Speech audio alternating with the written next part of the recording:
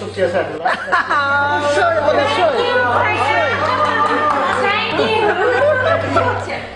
এই লাস্ট গানটা সে কখনই গাইতে চায় না, আসলে তাকে রিকোয়েস্ট করো গানটা গাওয়ার জন্য। It is true for each and every one of us. এটা হচ্ছে আমরা তো বড় বড় মানুষের কথা শুনলাম, নজরুলের কথা শুনলাম, রবীন্দ্রনাথের কথা শুনলাম।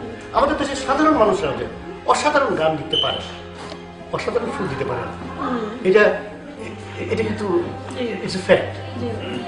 ভদ্রলোকের নাম গিয়াসউদ্দিন, তিনি আসছেন আমার আমি জানি খুব পছন্দ, কিন্তু this song is true for each and every one of us. Giasuddin সাহেব আসছেন একটা রিকোয়েস্ট যে স্যার আমি গত 20 বছর ধরে গান লিখতেছি, গানের সুর কিন্তু আমি রেডিও টেলিভিশনের ইন্ডাস্ট্রির আর্টিস্ট না। আপনি যদি খালি কাউকে একটা টেলিফোন করে বলে দেন আমি শেষ বয়সে রেডিও টেলিভিশনের একটা ইন্ডাস্ট্রিয়াল আর্টিস্ট হইতে পারি, মনটা আমার ভালো। আমি ভদ্রলোক গান শোনাইলেন আমাকে, এই গানটা শোনাইলেন। আমি একটা চিঠি কাগজ দিলাম, ইমিডিয়েটলি নওয়াজ আলী খান, তখন তিনি বিটিভি প্রোগ্রামের দায়িত্ব ছিলেন, জেনারেল ম্যানেজার ছিলেন। ওনাকে চিঠি লিখলাম যে নওয়াজ আলী ভাই এই লোকটিকে আপনার কাছে পাঠাচ্ছি, আমি খুবই খুশি হবো যদি ইমিডিয়েটলি তাকে আপনি টেলিভিশনের এনলিস্টেড গীতিকার করতে পারেন। তো সে আমার কথা রেখেছে, ভদ্রলোক গেছেন সেখানে, ইমিডিয়েটলি তাকে টেলিভিশনের এনলিস্টেড গীতিকার করা হয়েছে। তিনি দেশে ফিরে গেছেন, ফিরে গিয়ে মারা গেছেন। এই পার্টিকুলার গানটা আমাদের এক্সপেকটেশন ছিল 2টা, সেই জায়গায় 2টা আমরা বোনাস পাচ্ছি। ব্যাপার না, কিন্তু একটু রাত হয়ে গেছে না, we couldn't miss it actually.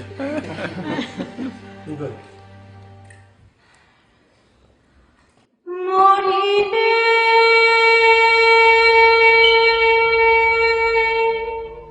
কান্দিস না আমার গায়ে রে, জাদু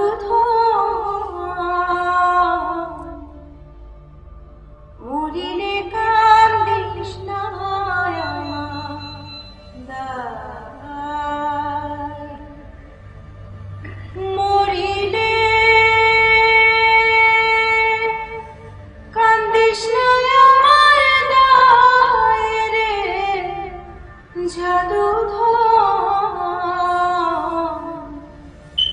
মরিলে কান্দিস না আমার দায়।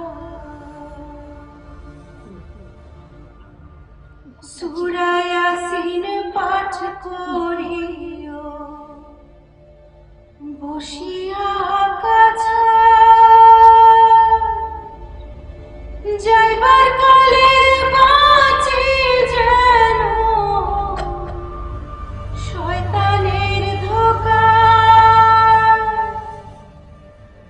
সূরা ইয়াসিন পাঠ করিও বসিয়া কাছে, যাইবার কালে বাঁচি যেন শয়তানের ধোঁকায়। রে জাদু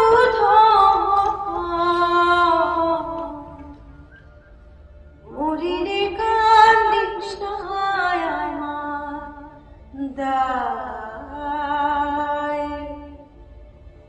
মরিলে কান্দিস না আমার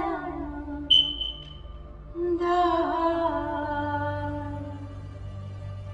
বুক বাঁধিয়া কাছে বৈশা গোসল করাইবা, কান্দনের বদলে মুখে কলমা পড়িবা। বুক বাঁধিয়া কাছে বৈশা গোসল করাইবা, কান্দনের বদলে মুখে কলমা পড়িবা। রে জাদু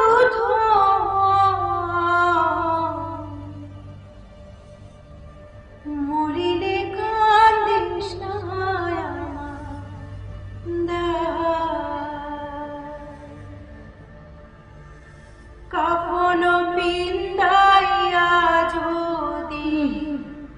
কান্দো আমার মসজিদে বসে আরে কান্দো আল্লাহর দরগা রে জাদু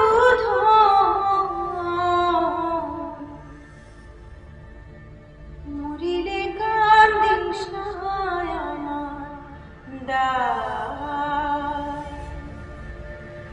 মরিলে কান্দিস না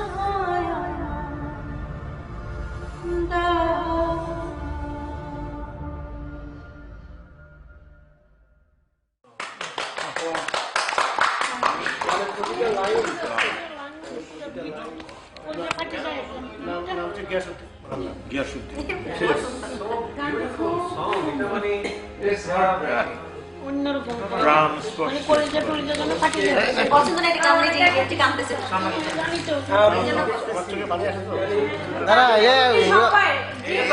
Anybody can be hurt.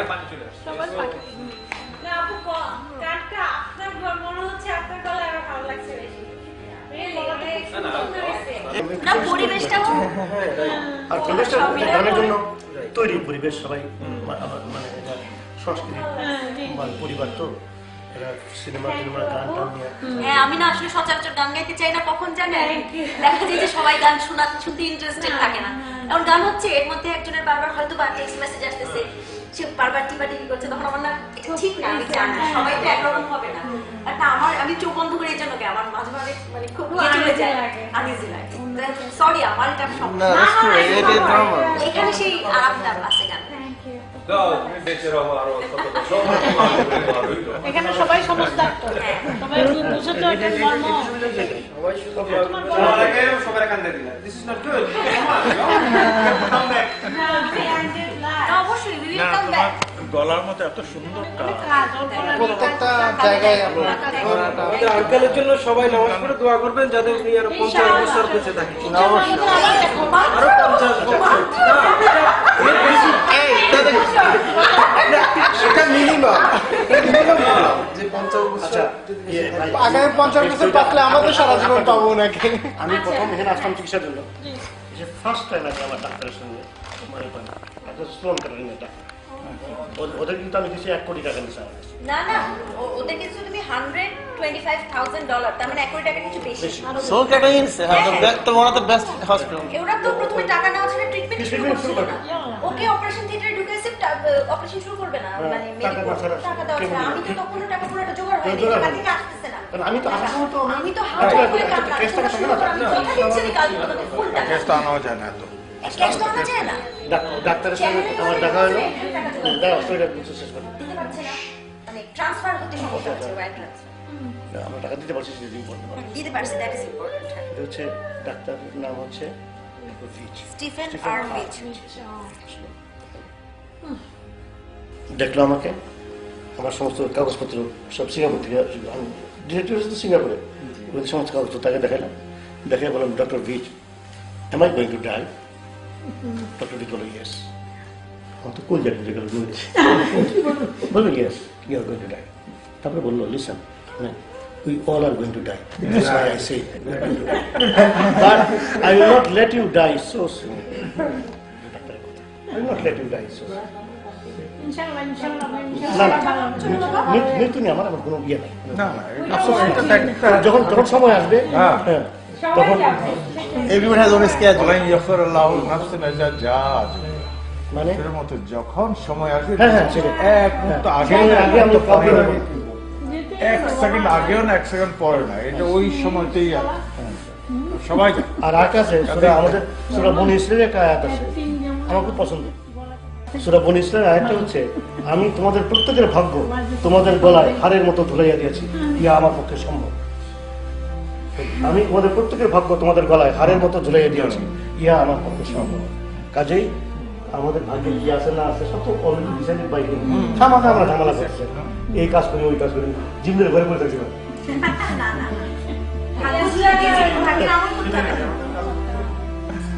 এখন তোমাকে খাবার দিয়েছে খাবারের মানে আমাদের অন্য যিনি বলে খাবার যোগানদাতা রিজিক আল্লাহর হাতে। তাইলে আমরা ঘরে বসে থাকি, আমাদের কিছু না, করার নাই। শুধুমাত্র মানুষের ঘরে এসে খাওয়া দিবে না। শুধু মানুষের রিজিক আল্লাহর হাতে ঠিকই, কিন্তু আমাদেরকে রিজিকটা অর্জন করতে হবে। অর্জন করতে অর্জন হয়। কিন্তু পশু তুমি পাখি ঘরে চুপচাপ শুয়ে থাকলে ঘরে পাখি এসে আল্লাহ পিঁপড়া, তোমাকে খাওয়া দিবে। এদের রিজিক কিন্তু আল্লাহ, ওদের কিন্তু খাবার দেওয়া হবে। মা নিশু Let's go. আচ্ছা যাই লেটস গো। আল্লাহ নেগো আব্বা ডাউন আসে